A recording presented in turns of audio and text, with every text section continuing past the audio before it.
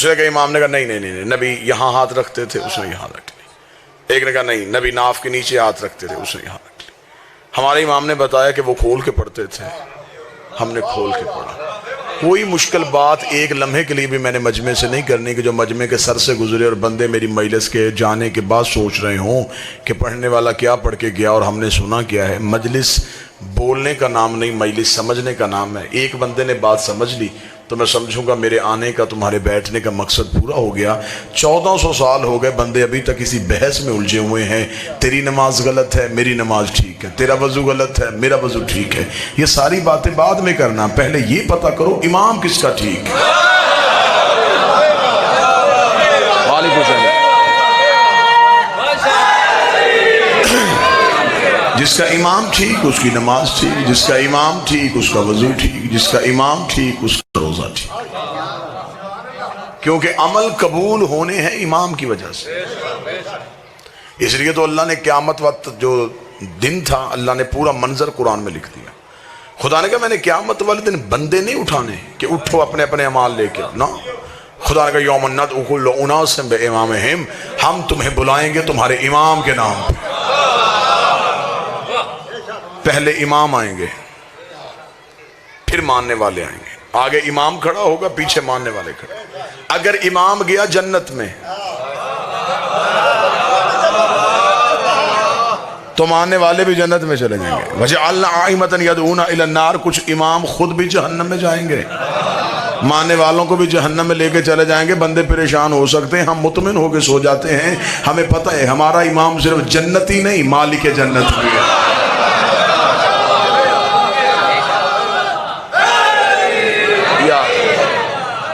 جنت ملنی ہے امام کی وجہ سے،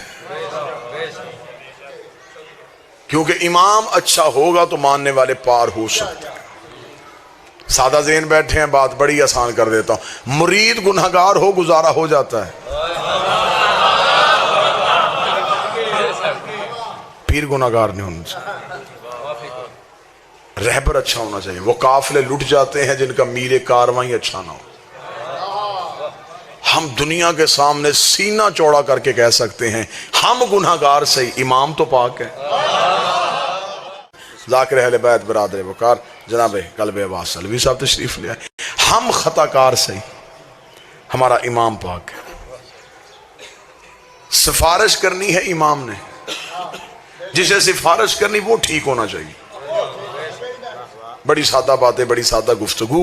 موٹر سائیکل کے کاغذ پورے نہ ہوں، پولیس والے بچے کو روکیں، پولیس والے بچے کو حوالات میں بند کر دیں، تو گھر کا بزرگ تھانے اسے لے کے جاتا ہے جس کی تھانے میں چلتی ہے۔ وہ کہتا ہے بچے سے ہو غلطی گئی ہے، اب سفارش چاہیے۔ سفارش وہ ڈھونڈتا ہے جو اتنا معزز ہو، اتنا قابل عزت ہو کہ اس کی بات مانی جا سکے۔ ایسا کبھی بھی نہیں ہوا کہ چھوٹے کیس میں کوئی اندر ہو اور بندہ کسی اشتہاری کو سفارشی لے جائے۔ ایسا ہوا ہے کبھی؟ اگر ایسا کوئی کر بھی دے تو جو لے کے گیا، جس کو لے کے گیا، جس کو چھڑوانے گیا، تو اس کا مطلب ہے کہ ایک غلط سفارش نے 3 بندے مروا دی۔ اللہ نے اتنی عقل دی ہے کہ تھانے میں اللہ کی عدالت میں، توجہ میری طرف رکھیے، میں انتہائی سنجیدہ گفتگو آپ سے کر رہا ہوں۔ اللہ نے اتنی عقل دی ہے کہ آپ نے تھانے اسے لے کے جانا جس کی تھانے میں چلتی ہے، اللہ کی عدالت میں اسے لے کے جا جس کی اللہ کی عدالت میں چلتی ہے۔ وحد گھر تیرے نبی کا گھر ایسا ہے جسے اللہ نے شفاعت کا تاج پہنایا۔ فرشتے گناہگار کو پکڑ کے جہنم لے کے جا رہے ہوں، یہ ہاتھ چھڑوا کے لا سکتے، چھوڑ ہمارا ہے۔ سفارش صرف انہی کی چلتی ہے۔ جس نے ان کی سفارش دیکھنی ہو، انہوں نے ایک رات میں حر کو علیہ السلام کر دیا تھا۔ امام بہتر ہونا چاہیے، امام اچھا ہونا چاہیے، امام ایسا ہونا چاہیے جس کی وجہ سے ماننے والا بھی کامیاب ہو سکے۔ اس لیے خدا نے ایک سوال قبر میں رکھا ہے، ایک قیامت میں رکھا ہے۔ چند سوال فرشتوں نے قبر میں پوچھنے، کچھ قیامت والے دن پوچھنے۔ اعمال جتنے بھی ہیں ان کے سوال قیامت کو ہونے، نماز، روزہ، حج، زکوٰۃ، یہ سارے سوال قیامت میں۔ قبر میں ایک بھی عمل کا ثواب نہیں ہونا، کوئی عمل کا سوال نہیں ہوگا تیری نمازیں کتنی تھی، تیرے حج کتنے تھے، تو نے روزے کتنے رکھے۔ قبر میں پوچھا جائے گا عقیدہ، من ربوں کا، تیرا رب کون ہے، من نبیوں کا، تیرا نبی کون ہے، من کتابوں کا، تیری کتاب کیا ہے، من قبلتوں کا، تیرا قبلہ کیا ہے، من اماموں کا، تیرا امام کون ہے۔ اگر تو قبر میں امام والا جواب ٹھیک ہوا تو پھر قیامت والے دن نمازیں دیکھی جانی ہیں۔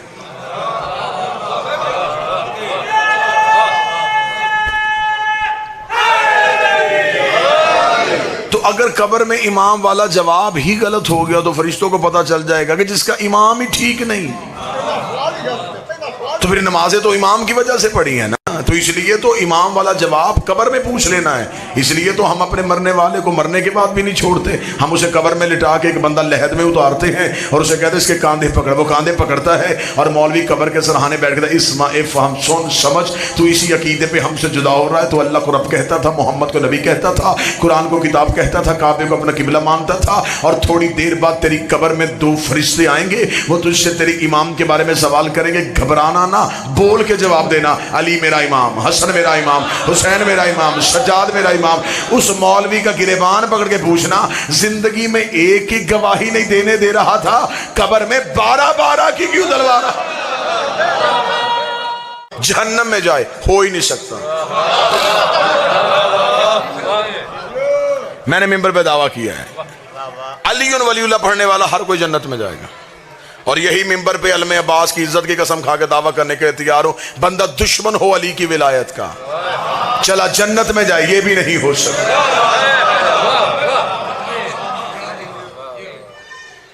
ہاں آگے علی ولی اللہ کی وجہ سے جنت مل جائے گی، آگے پھر جنت کے درجے ہیں، جنت بھی ایک نہیں ہے، جنت کے درجے ہیں، 7 جنتیں ہیں معصوم کہتے ہیں۔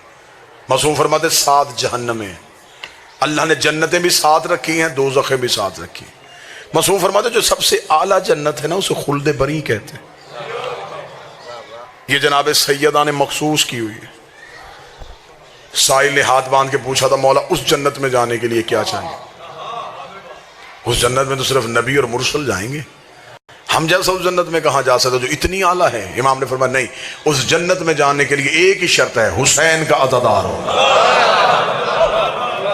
شبیر کا عزادار ہے تو خلد بری میں جائے گا۔ اور مولا جہنموں میں سب سے خطرناک جہنم کیا ہے؟ امام نے فرمایا حاویہ اس کا نام ہے، گہری ترین دوزخ ہے، بھڑکتے ہوئے شعلے ہیں، اتنی خطرناک ہے کہ اللہ قرآن میں کہتا ہے کہ حاویہ سے پناہ مانگو۔ تمہیں پتہ ہی نہیں کہ حاویہ کیا ہے۔ بندے نے جعفر صادق سے پوچھا، مولا یہ حاویہ جہنم کن لوگوں کے لیے بنائی گئی ہے، ان کا گناہ کیا ہے؟ فرمایا ایک ہی گناہ ہے، ہمارے دادے علی کی ولایت سے دشمن ہے۔ صرف علی ولی اللہ کا دشمن جو ہے وہ چلا جائے گا حاویہ میں، اور حسین کا عزادار جائے گا خلد بری میں۔ ایک بندے نے کوفے میں آ کے مولا علی کے قدموں میں گر کے پوچھا، اسے کہا یا علی یہاں آپ سے محبت ہے تو یہاں آپ ہر مشکل میں ہماری مدد کرتے ہیں، جیسے یہاں کرتے ہیں وہاں بھی کریں گے؟ قیامت والے میدان میں ہماری مدد آپ کر لیں گے؟ وہاں تو کوئی کسی کو نہیں پہچانے گا۔ جو علی نے جواب دیا، جواب سننا، علی مسکرا کے فرماتے جہاں اعمال تلنے ہیں وہاں علی تمہارا انتظار کرے گا۔ تم میرا انتظار نہیں کرو گے، تم میرا انتظار نہیں کرو گے، میں تمہارا انتظار کروں گا۔ اس نے کہا مولا اگر وہاں تک پہنچ گئے تو وہاں اتنا رش، نفسا نفسی کا عالم، پیاس سے زبان حلق سے باہر، اولاد بچوں کو نہیں پہچانے گی، بچے ماں باپ کو نہیں پہچانے گے، اتنے نفسا نفسی کے عالم میں اگر ہم وہاں پہنچ بھی گئے تو یا علی کو نشانی بتائیے، آپ تخت پہ ہوں گے، آپ تاج پہنے ہوں گے، آپ پردے کے پیچھے ہوں گے، آپ دائیں کھڑے ہوں گے، آپ بائیں کھڑے ہوں گے، کوئی نشانی بتائیں جہاں ہم پہنچے اور وہاں سامنے آپ بیٹھے ہو۔ علی مسکرائے، مسکرا کے فرماتے ہیں ڈھونڈنے کی ضرورت ہی نہیں پڑے گی، انا साहिबुल मीज़ान, तराजू ही अली के हाथ में होगा, तोल ही अली रहा होगा। उसने कहा या अली अगर आप तोल रहे होंगे तो अगर हमारे गुनाह ज्यादा हो गए तो आप अदल देखेंगे या हमारी मोहब्बत देखेंगे? अली फरमाते वहां तक पहुंचाना, रह गई तुम्हारे अमाल की कची कमी, उसे हम ऐसे पूरी कर देंगे जब फरिश्ते एक पलड़े में गुनाह रखेंगे, दूसरे में नेकियां रखेंगे। अगर गुनाहों का पलड़ा वजनी हो गया तो हम फरिश्तों से कह देंगे एक पलड़े में इसके गुनाह रखो, दूसरे में हमारी विला रखो, एक में गुनाह रखो, दूसरे में विला रखो। फिर हम देखेंगे तुम्हें तुम्हारे गुनाह जहन्नम में लेके जाते हैं या हमारी विलायत तुम्हें जन्नत में लेके।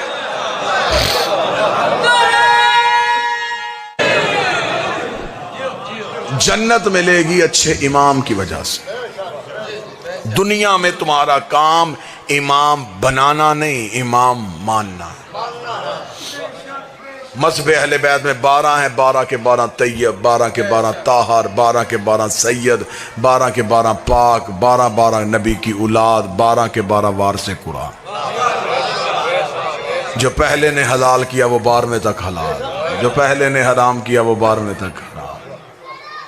12 के मुकाबले में दुनिया ने जितने माने गैर सैयद, ना औलाद रसूल। एक ने हलाल किया, दूसरे ने हराम कह दिया, एक ने वाजिब कहा, दूसरे ने मुस्तहब कह दिया। यहाँ 12 के कौल फेल में कोई तजाद नहीं आया। हमें फख्र है दुनिया के पास जितने इमाम हैं वो मेरे इमाम के नौकर हैं। मैं लफ्ज तब्दील करता हूँ, लोगों के पीर हमारे पीर भाई हैं। मेरे अहले सुन्नत भाइयों के यहाँ सबसे जो मशहूर तरीन इमाम है वो इमाम अबू हनीफा नुमान बिन साबित। जो हनफी हैं वो इमाम अबू हनीफा की पैरवी करते हैं, उनके इमाम हैं, उनके यहाँ काबिल इज्जत हैं। लेकिन अगर मज़हब अहले बैत के दरवाजे में आओगे तो वही अबू हनीफा मैं सुन्नी किताबों से दिखाऊंगा। वो कह रहा अगर मैं 2 साल जाफर सादिक की शागिर्दी ना करता तो मैं जहालत की मौत मर जाता।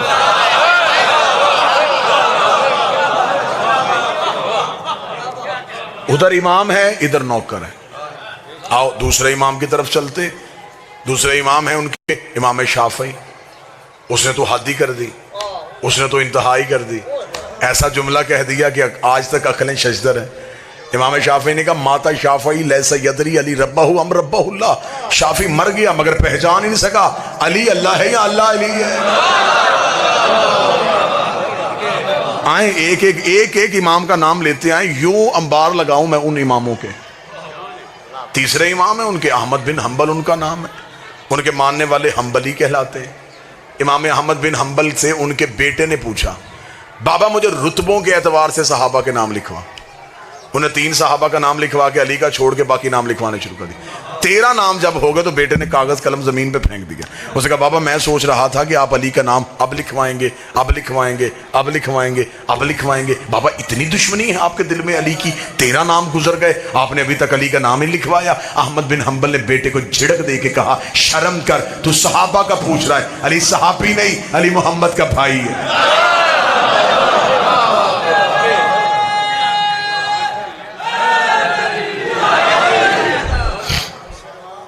अगले इमाम है इमाम मालिक, और इमाम मालिक जो है, इमाम मालिक ने तो सारी पैरवी जाफर सादिक की है। आज भी सऊदी अरब में जितने मालकी हैं वो हाथ खोल के नमाज पढ़ते हैं। वो कहता है कि मैं तो इमाम जाफर सादिक की फिका की पैरवी करता हूं। इसका मतलब उधर इमाम है, इधर नौकर है। सहाबी जन्नत में जा सकता है, लेके नहीं जा सकता। सहाबी कौसर पी सकता है, तो जो आप मेरी तरफ रखेंगे पूरी, पिला नहीं सकते। हमारी मजबूरी है, हमें जाने वाला नहीं चाहिए, हमें लेके जाने वाला चाहिए। आप ज़हन मजलिस में लेके आए तो मैं बात आपसे करूं। अब जितने भी इमाम हैं ये वो इमाम हैं जितने मजहब जाफरिया के अलावा लोगों के पास इमाम हैं। मैं मिंबर पे बैठ के कुरान पे हाथ रख के ऐलान करें, उन इमामों में से किसी एक ने भी नबी को नहीं देखा। अगर आप मुझसे तरीके पूछेंगे मैं तरीके बता दूंगा। एक 75 साल बाद आया, एक 85 साल बाद आया, एक 95 साल बाद आया, एक 120 साल बाद आया।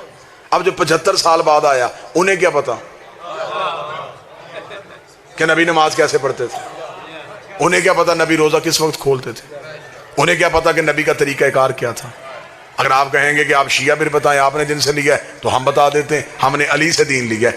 اس نے آنکھ کھولی، نبی کی گود تھی، نبی نے آنکھ بند کی، علی کی گود تھی۔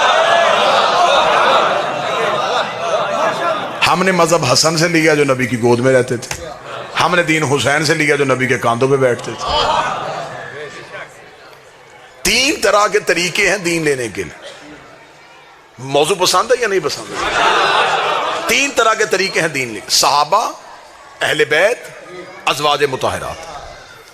تین شارے ہیں، تین رستے ہیں نبی تک پہنچنے کے۔ یا صحابی نبی تک پہنچاتا ہے، یا اہل بیت نبی تک پہنچاتے ہیں، یا نبی کی بیویاں نبی تک پہنچاتی ہیں۔ تین طریقے ہیں دین لینے کے۔ ہم شیعہ جو ہے صرف اہل بیت سے لیتے ہیں، باقی جتنے مسلک ہیں ان کے پاس دو شارے ہیں، وہ کہتے ہیں ہمارے پاس دو رستے اور ہیں۔ ہم صحابہ کے ذریعے دین لیتے ہیں، ہم نبی کی ازواج کے ذریعے سے دین لیتے ہیں۔ آنکھوں میں آنکھیں ڈالو، کسی ڈیرے میں بیٹھ جاتے ہیں، فیصلہ پنچایت کی صورت میں کرتے ہیں۔ صحابی پورا دین دے ہی نہیں سکتا۔ کیسے؟ صحابی وہی بات بتائے گا جو گھر سے باہر ہوئی۔ دعا فرمائیں گے سرکار۔ صحابی آپ کو مسجد کی باتیں بتا سکتا ہے، صحابی بازار کی باتیں بتا سکتا ہے، صحابی نبی کی وہ باتیں بتا سکتا ہے جو نبی نے گھر سے باہر کی۔ گھر کے اندر صحابی جا نہیں سکتا۔ قرآن کی آیت پردہ بن کے کھڑی ہے کہ میرے محمد کے گھر میں داخل نہ ہونا، اس کے مطلب صحابی دروازے کے باہر ہے۔ اب وہ دین دیں گے وہ جو گھر سے باہر ہے۔ وہ آیتیں جو گھر کے اندر آئی وہ کون بتائے گا؟ اگر آپ دین لیں گے نبی کی زوجہ سے تو نبی کی بیویاں وہی دین بتائیں گے جو گھر کے اندر تھا۔ انہیں کیا پتا مسجد میں کون سی آیت آئی، میدان میں کون سی آیت آئی، رضا میں نبی نے کون سا خطبہ دیا، بزم میں نبی نے کون سا خطبہ دیا۔ صحابہ گھر سے باہر کا دین دے رہے ہیں، نبی کی بیویاں گھر کے اندر کا دین دے رہی ہیں۔ ہمیں فخر ہے ہم نے دین اہل بیت سے لیا ہے۔ نبی گھر میں ہوتے تھے، یہ گود میں ہوتے تھے، نبی مسجد میں ہوتے تھے، یہ پشت میں ہوتے تھے۔ لہذا صحابی اور اہل بیت۔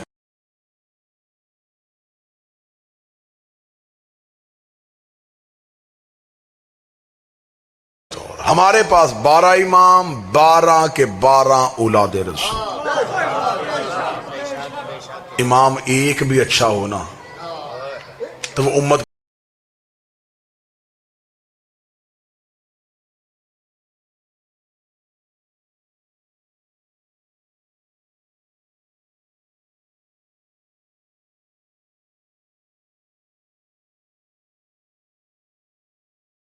پار کروا دیتا ہے۔ ہمارے پاس 12 ہیں۔ اگر کوئی بندہ مجھے کہ قرآن سے ثابت کر، ابھی قرآن ممبر پہ لیا، میں بھی ثابت کر دیتا۔ چاندنی رات تھی، 2 امام گھر سے نکلے، ایک حق کا ایک باطل کا۔ حق کا امام موسیٰ، باطل کا امام فرعون۔ آگے موسیٰ، پیچھے موسیٰ کی قوم، پیچھے فرعون، پیچھے فرعون کا لشکر۔ قرآن کہتا سامنے آگے دریائے نیل۔ اللہ نے یہ باتیں قرآن میں وقت گزارنے کے لیے نہیں کی، کتاب موٹی کرنے کے لیے نہیں کی، نصیحت کے لیے کی ہے کہ یہ جو مولوی قرآن کو رٹا لگا رہے ہیں کچھ سمجھیں بھی۔ قرآن کی ایک بھی آیت نہیں ہے کہ مجھے رٹا لگاؤ، قرآن کو سمجھنا عبادت ہے۔ موسیٰ اپنے بندے بچا رہا تھا، فرعون اپنے بندے لے کے موسیٰ کے پیچھے جا رہا تھا، سامنے آگا دریا۔ قرآن کہتا ہے کہ موسیٰ کی قوم گھبرا گئی، وہ ڈر گئی۔ انہوں نے کہا آگے جائیں گے تو دریا میں گر جائیں گے، پیچھے جائیں گے تو فرعون پکڑ لے گا۔ انہوں نے موسیٰ سے کہا موسیٰ کیا کریں؟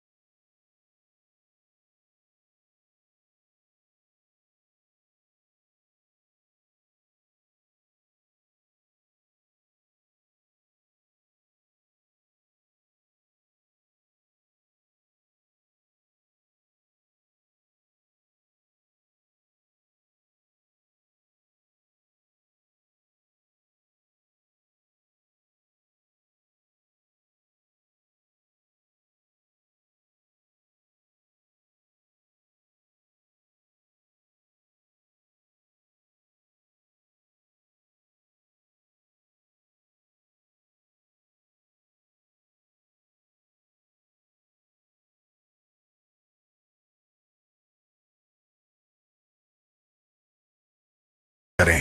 موسیٰ نے اللہ سے پوچھا کیا کریں. قوم نے موسیٰ سے پوچھا کیا کریں. قوم نے موسیٰ سے پوچھا کیا کریں. موسیٰ نے اللہ سے پوچھا کیا کریں.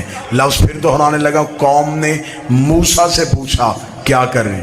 موسیٰ نے اللہ سے پوچھا کیا کریں. خدا نے کا طریقہ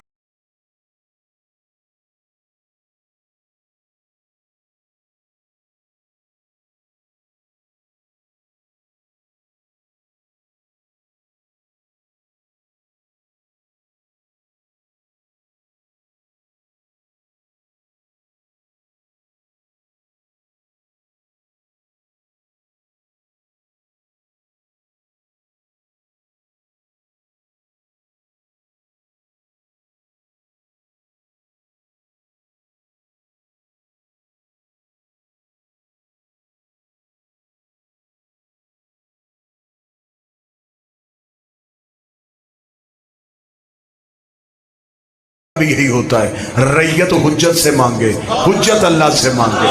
بندے امام سے مانگے, امام اللہ سے مانگے. قوم نے سیدھا یا اللہ مدد نہیں کہا, ڈائریکٹ یا اللہ مدد نہیں کہا. قوم کو پتا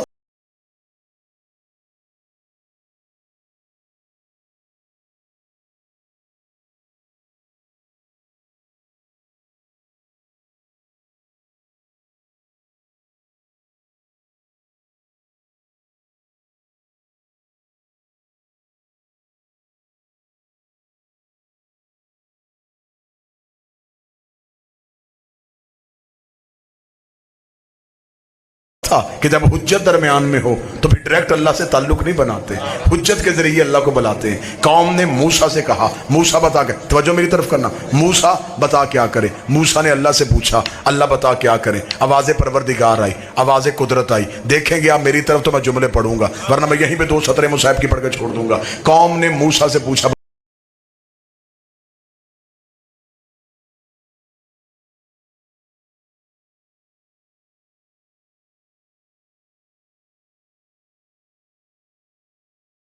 بتا کیا کریں. موسیٰ نے اللہ سے پوچھا بتا کیا کریں. خدا نے فوراً کہا موسیٰ ہم نے تجھے عصا موجے پہ دیا ہے, اس عصا کو دریا پہ مار. موسیٰ نے عصا کو دریا پہ مارا, لہریں پھٹ گئیں, پانی نے رستہ دے دیا, رستہ بن گیا. قبیلے 12 تھے, قومیں 12 تھی. موسیٰ نے کہا میرے مالک رستہ تو نے ایک بنا دیا, قبیلے میرے پیچھے 12 ہیں. خدا نے کہا موسیٰ پریشان نہ ہو, دوبارہ عصا دریا پہ مار. موسیٰ نے دوبارہ عصا دریا پہ مارا. قرآن کہتا رستے بن گئے 12, رستے بن گئے 12, رستے بن گئے 12. آپ اگر ادھر ادھر دیکھ چکے ہیں تو ہدایت کے رستے ہوتے ہی 12 ہیں, نجات کے رستے ہوتے ہی 12 ہیں. موسیٰ نے اپنی قوم پار کروا دی. موسیٰ قوم پار لے کے چلا گیا. قرآن میرے سر پہ رکھ, اللہ نے ایک معصوم کو اتنی طاقت دی ہے کہ وہ 12 قومیں پار کروا دیتا ہے. 12 معصوموں میں اتنی طاقت نہیں کہ وہ ایک قوم کو پار کر.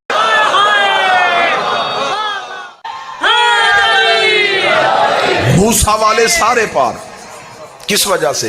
عملوں کی وجہ سے, امام کی وجہ سے. یا تو مجھے کوئی مولوی ثابت کرے کہ اللہ نے موسیٰ کے بندے عمل دیکھ کے دریا سے گزارے تھے, کہ ایک فرشتہ دریا کے باہر کھڑا ہو گیا تھا, نا پہلے عمال دکھاؤ پھر بچاؤں گا. نہیں, انہوں نے کہا سارے گزارو, امام اچھا ہے. فرعون کے سارے مرے, امام برا تھا. موسیٰ والے بچے امام کی وجہ سے, فرعون والے مرے امام کی وجہ سے. جب حضرت موسیٰ دریا کے درمیان میں پہنچ گئے تو موسیٰ کی قوم نے پیچھے مڑ کے دیکھا کہ فرعون بھی اسی رستوں سے آ رہا ہے. انہوں نے کہا موسیٰ معجزہ ہمارے لیے تھا, اسے کہہ رہا بند کر, وہ پیچھے آ گیا ہے. موسیٰ نے بھاگتے ہوئے گھوڑے پہ کہا میرے اللہ اسے تو روک. فرمایا تو اپنے بچا, تو اپنے بچا, میرے مالک فرعون مارنا تو مار دے. خدا نے کہا آج صرف فرعون نہیں مارنا, آج آخری فرعونی بھی مارنا ہے. انہوں نے جھوٹا امام بنایا کیوں تھا؟ تو ذرا اپنے بچا, اسے ذرا اندر آنے دے. قرآن کہتا ہے کہ موسیٰ کا آخری دریا سے قدم نکال رہا تھا, فرعون کا آخری دریا پہ قدم رکھ رہا تھا. خدا کہتا اس دن میں نے ملک الموت کو یہ نہیں کہا تھا اسے مار, اسے بچا, اسے زندہ رکھ, اسے مردہ کر. خدا کہتا اس دن پھر میری بھی غیرت کو چلال آ گیا تھا. میں نے نیل کی لہروں پہ وحی کر دی تھی, میں نے پانی کو حکم کر دیا تھا. موسیٰ والوں کو چھیڑنا نہیں ہے, فرعون والوں کو چھوڑنا نہیں ہے. موسیٰ کا کوئی بندہ بچے نہ, فرعون کا کوئی بندہ بچے نہ, موسیٰ کا کوئی بندہ مرے نہ. میرا عقیدہ ہے اگر وہی پانی پہ ہو سکتی ہے اللہ قیامت کو جہنم کی آگ میں وہی کر دے گا. علی والوں کو چھیڑنا نہیں ہے, علی کے دشمن کو چھوڑنا.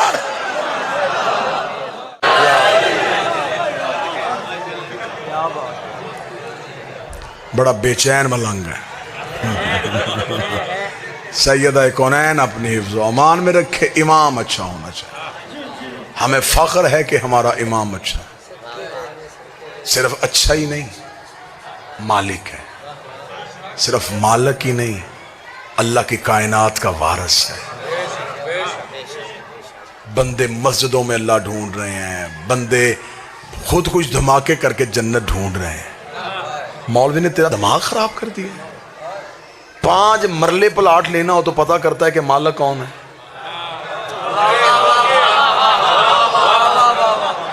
بندے کو جگہ پسند آ جائے اور بندہ گھر دیکھنے کے لیے جائے, دروازے پہ دستک دے اور قلب باز اندر سے ایک بوڑھا بندہ باہر نکلے. بندہ کہے جی میں یہ گھر خریدنا چاہتا ہوں. عقیل شاہ جی وہ کہے کہ میں بیچ دیتا ہوں. بندہ کہے جی تو مالک ہے, وہ کہے نہیں میں مالک کا سسر ہوں.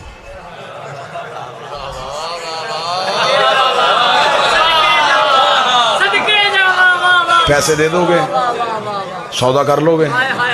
آپ کہیں گے جی آپ قابل احترام ہیں لیکن مالک نہیں. آپ وہیں سے باہر نکلے, سامنے سے کچھ بندے آ رہے تھے. کہاں سے آ رہا بھائی؟ میں سودا کرنے کے لیے گیا تھا تو وہ گھر پہ مالک تو تھا نہیں, سسر تھا. وہ کہہ رہا تھا مجھے پیسے دے دے. میں نے کہا نہیں میں تو مالک کو دوں گا, تمہیں واپس آ. وہ کہیں جی ہم بیچ دیتے. آپ مالک ہیں؟ نہیں ہم مالک کے یار ہیں.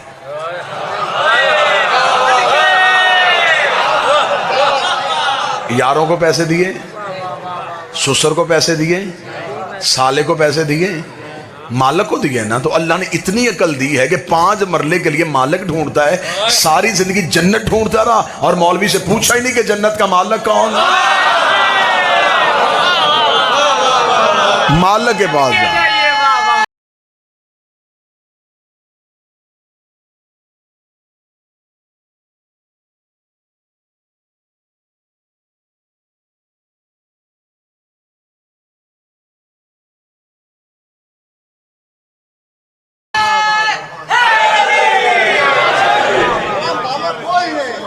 بندے نے اگر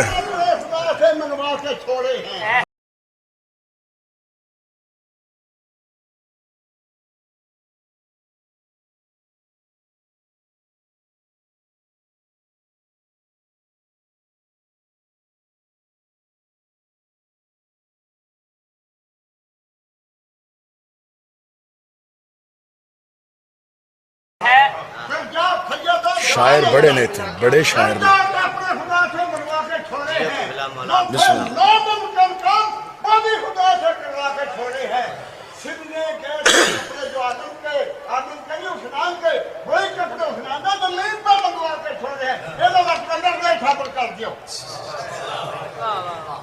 متوجہ ہیں صاحبان؟ لہذا جنت ہے آل محمد کی ملکیت میں. آخری جملہ میرے بعد میرے چھوٹے بھائی ہیں, وہ آپ سے بہتر خطاب فرمائیں گے. 5 مرلے جگہ کے لیے بندے کاغذ دیکھتے ہیں, جنت کی ملکیت دیکھنی. آپ قرآن میں تجھے رجسٹری دکھاؤں, میں قرآن میں تجھے بے نامہ دکھاؤں. اللہ نے سودا کیا ہے جنت کا, رجسٹری قرآن میں ہے. سورہ دہر میں مالکوں کا نام لکھا ہوا ہے. خدا کہتا ہے میں نے جزا میں دے دی ہے. جنت بھی حریر جنت ہے. حریر جنت کہتے ہیں جنت کی خوشبو. خدا کہتا ہے خوشبو بھی میرے پاس نہیں, اب وہ انہی کے پاس ہے. میں نے دے دیا, انہوں نے خرید لیا, انہوں نے قیمت ہی مجھے اتنی دے دی تھی. میں ہر نبی سے کہتا رہا خرید لو خرید لو خرید لو, کسی نبی سے قیمت دی نہیں کی. انہوں نے اتنی قیمت دے دی ہے کہ میں نے عطا میں نہیں دی, جزا میں دے دی. عطائیں واپس ہو جاتی ہیں, جزائیں واپس. انہوں نے پوری قیمت دے کے مجھ سے خرید لی ہے. خدا کہتا اب ان کی ہے, اب بیٹے کے ہاتھ بکوائیں یا بہلول کے ہاتھ بکوائیں. اب ان کے بچے بیچیں یا ان کے نوکر بیچیں, اب ان کی ہے, ان کی ملکیت ہے. اب یہ جسے مرضی بکوا دے. ہر نبی نے جنت کی قیمت امت سے مانگی بڑی. ہر نبی نے اپنی امت سے کہا جنت دوں، امت نے کہا دے. نبی نے قیمت مانگی، 50 نمازیں پڑھو، 3 ماہ کے روزے رکھو، میرے ساتھ یہ مل کے کام کرو. امت گھبراتی رہی، لوگ جنت سے پیچھے ہٹتے گئے. ہر نبی نے جنت اتنی مہنگی رکھی، لوگ دیکھ دیکھ کے ترستے رہے. حسین کے دروازے پہ ہی حسین نے اتنی سستی کی، اتنی سستی کی، جسے بندے سجدوں میں ڈھونڈ رہے تھے حسین نے ایک آنسو میں رکھ دیا. وہاں نبی کہہ رہے تھے سجدے دو جنت لو، نمازیں دو جنت لو، سر دو جنت لو. حسین نے کہا کچھ بھی نہ دے، ایک آنسو دے، لے مجھ سے جنت. اب اگلی سطر کہوں گا، کوئی ہائے کہہ دے گا تو اس کی مہربانی ہے. حسین نے لی مہنگی، بیچی سستی.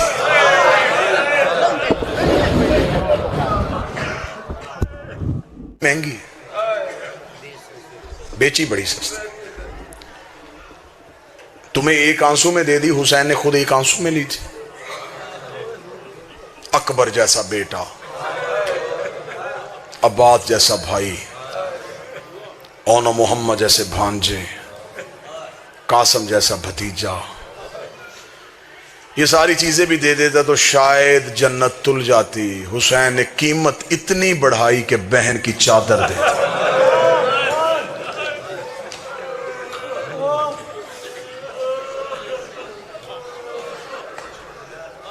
بیٹی کے در دے دیے. اللہ مان. اکثر بندے کہتے ہیں کہ حسین کا محرم ختم ہو گیا، زینب کا محرم شروع ہو گیا. میں نے زندگی میں یہ جملہ نہیں پڑھا. حسین کا محرم بھی بہن کا محرم تھا، بہن کا محرم بھی حسین کا محرم. بزرگ ذاکر پڑھتے تھے، جو اونٹ پہ تھی وہ کم مشکل میں تھی، اور جو نیزے کی نوک پہ تھا وہ زیادہ مشکل میں تھا. بہت بڑی مشکل ہوتی ہے اس بہن کو ننگے سر دیکھنا جو زندگی میں کبھی بھائی کے سامنے نہ آئی. بھائی کربلا میں سو گیا، بہن کربلا میں خیمے سے اٹھی، جلے ہوئے خیمے کی راکھ سے علی کی بیٹی نے اپنا پہلا قدم باہر نکالا. تاریخ انسانیت حیران رہ گئی. بی بی کربل سے چلی کوفہ آئی، کوفہ سے چلی شام آئی، 72 بازاروں سے گزری، 144 گلیوں میں کھڑی رہی، 288 موڑوں پہ پتھر کھائے، 21 بار دربار میں پیش ہوئی، بغیر چھت والے زندان میں رہی، شام سے پھر مدینے آ گئی، قید ہو کے پھر شام آ گئی. 6666 میل ننگے پاؤں ننگے سر سفر کر کے 15 رجب کو شام کی پہاڑی پہ آ کے رو کے کہتی میرے اللہ اب زینب تھک گئے. تیرا دین بچ گیا، میری نسل چلی گئی. تیرا کلمہ بچ گیا، میرا نمازی چلا گیا. کربلا کے بعد جو پہلی منزل سیدوں پہ آئی وہ کوفہ تھی. علی کی بیٹی سے شام میں ایک عورت نے پوچھا تھا بی بی سب سے زیادہ ظلم کہاں ہوا؟ فرمایا شام میں. بی بی سب سے زیادہ مصیبت کہاں آئی؟ فرمایا شام. بعض اوقات بندے کہتے ہیں جی ذاکر بڑا سخت مصائب پڑ گیا. مصائب ہے ہی سخت. مصائب نرم ہوتا تو سجاد کا جگر پھٹتا. مجھے نہیں پتا کہ کون کیا پڑھتا ہے، لیکن مجھے علی کی عزت کی قسم جب کتابوں سے روایت پڑھتے ہیں تو کئی بار سوچتے ہیں کہ یہ روایت منبر پہ کیسے پڑھیں گے. سامنے نرم دل لوگ بیٹھے ہوتے ہیں، سامنے سید بیٹھے ہوتے ہیں، یہ روایت کیسے پڑھیں گے؟ پھر انہیں لفظوں کے غلاف چڑھاتے ہیں، اشاروں کی زبان میں منتقل کرتے ہیں، بدل بدل کے روایت آپ کو سناتے ہیں، تو پھر آپ اتنا روتے ہیں. آپ کو صرف ذاکروں نے اتنا سنایا کہ شام میں پتھروں کی بارش ہوئی، میری قوم نے رو رو کے برا حال کر لیا، میرے سر پہ عباس کا علم رکھ.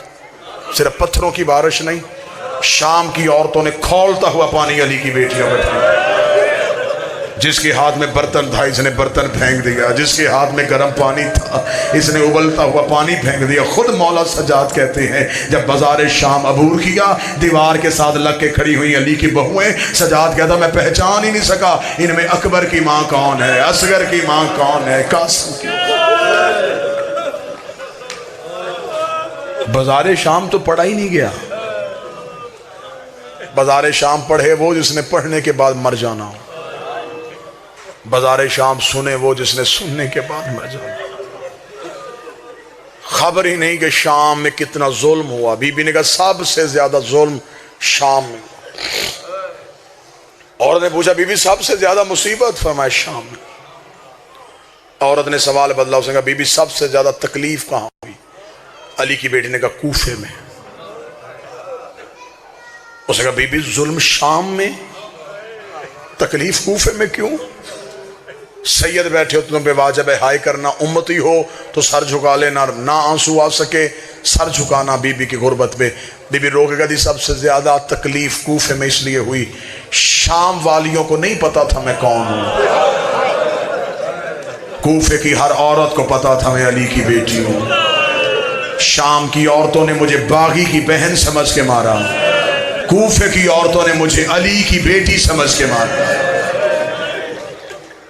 کوفے میں تو ان عورتوں نے مجھے پتھر مارے جو مجھ سے قرآن پڑھتی رہی۔ مصیبت اور مشکل کوفے میں بھی بڑی آئی۔ بی بی کا اونٹ کوفے کا صدر دروازے پہ گیا، پہلا بازار کوفے کا آیا، یہاں علی کی بیٹی روئی، رو کہتی سجاد جی اماں، ظالم سے کہا میں اس بازار سے نہیں گزروں گی۔ مولا سجاد کی آواز ہے اماں کیا مجبوری ہے؟ رو کہتی سجاد کیسے گزروں، اس گلی میں حبیب کا گھر ہے، اور دعا کیا کرو کسی نوکر کے گھر کے سامنے سے کوئی سردار اجڑ کے نہ گزرے، اس گلی میں حبیب کا گھر ہے۔ اماں حبیب تو کربلا میں مارا گیا، سجاد حبیب کا بیٹا مکان کی چھت پہ کھڑا ہے، میں اس کے سامنے بغیر چادر کے گزروں؟ مولا سجاد نے ظالم سے کہا کمینہ بازار بدل، اس نے کہا ہمیں رستہ بدلنے کا حکم نہیں، ہم نے اسی بازار سے گزرنا ہے۔ علی کی بیٹی کی رو کے آواز سجاد اس سے کہ اگر اسی بازار سے گزرنا ہے تو ایک کام کر، میرا اونٹ حبیب کے مکان کی چھت کے قریب کر۔ سجاد رو کہتے اماں پہلے کہہ رہی تھی گزروں گی کیسے، اب مکان کی چھت کے قریب کیوں جا رہی ہے؟ رو کہتی آ تو گئی ہوں، اس کے بیٹے کو باپ کا پرسہ تو دے لوں۔ او بی بی تیری غربت کے صدقے تیرے 9 مارے گئے، تجھے رونے کوئی نہیں آیا، تیرے گھر سے 72 جنازے نکلے، تجھے پرسہ دینے کوئی نہ آیا۔ رو کے کہتی میرا اونٹ کر حبیب کے مکان کی چھت کے قریب، میں حبیب کے بیٹے کو حبیب کا پرسہ دوں۔ بی بی کا اونٹ مکان کی چھت کے قریب ہے، زیادہ سے زیادہ 1.5 منٹ سلام، رو سکو رونا، چیخ مار سکو چیخ مارنا، ہائے کہہ سکو ہائے کہہ۔ جب بی بی کا اونٹ حبیب کے مکان کی چھت کے قریب آیا، حبیب کا بچہ چھت پہ کھڑا تھا، بی بی دیکھ کے کہتی ہو بچہ قیدیوں کا تماشا دیکھ۔ بچہ آنکھوں پہ ہاتھ رکھ کے کہتا مجھے منع کیا ہے میرے بابے نے، اب قیدیوں کا تماشا نہیں دیکھ۔ بی بی کی آواز چھت پہ کیوں کھڑا ہے؟ رو کے کھڑا ہوں۔ بی بی رو کہتی تیرا عراق میں کون آیا ہے؟ رو کے کہتا وہاں میرا مولا آیا ہوا ہے، میرا بابا مولا سے ملنے کے لیے گیا ہے، میرے بابا کو میرے مولا کا خط آیا تھا، میں روز چھت پہ کھڑا ہو کے اپنے بابے کا راہ دیکھ، کہیں دور سے میرا بابا آتا ہو۔ اتنا کہنا تھا، بی بی تڑپی۔ بی بی کہتی یا بنیا علیہ، او بیٹا قریب آ۔ بی بی نے اتنا کہا بچہ ہٹنا شروع ہو گیا۔ جب بچہ چند قدم پیچھے ہٹا، بی بی نے رو کے کہا میں بلا رہی ہوں تو آ کیوں نہیں رہا؟ اس نے جو جواب دیا بندہ پڑھے علی ولی اللہ جگر نہ پھٹ جائے۔ بی بی نے کہا میں بلا رہی ہوں تو آ کیوں نہیں رہا؟ بچہ رو کہتا بی بی میں نے پہلی بار کوئی عورت قیدی دیکھی ہے، میں نے آج تک کوفے میں مردوں کے حال بدے دیکھے تھے، اللہ جانے تیرے ہاتھ چھڑوانے والے کہاں چلے گئے, اور تیرے ہاتھ کی جرم میں باندھے. بی بی رو کے کہتی میرا جرم بعد میں پوچھنا, پہلے جلدی کر. اپنی ماں کو کہے چھت پہ تجھے قیدن بلا رہی ہے. حبیب کے بیٹے کے چہرے پہ سرخی آئی. دیکھا بی بی میں اپنے بابے کے بعد گھر کی غیرت کا وارث ہوں. میری ماں کبھی بھی مکان کی چھت پہ نہیں آئی. وہ علی کی بیٹی کی کنیز ہے, وہ زینب سے قرآن پڑھتی رہی ہے. اتنا جملہ کہنا تھا, حبیب کے سر نے پرواز کیا, مکان کی چھت پہ آیا. آواز آئی ماں کو کہے آگ لگا برقے کو, دروازے پہ علی کی بیٹی کھڑی ہے, دروازے پہ محمد کی بیٹیاں.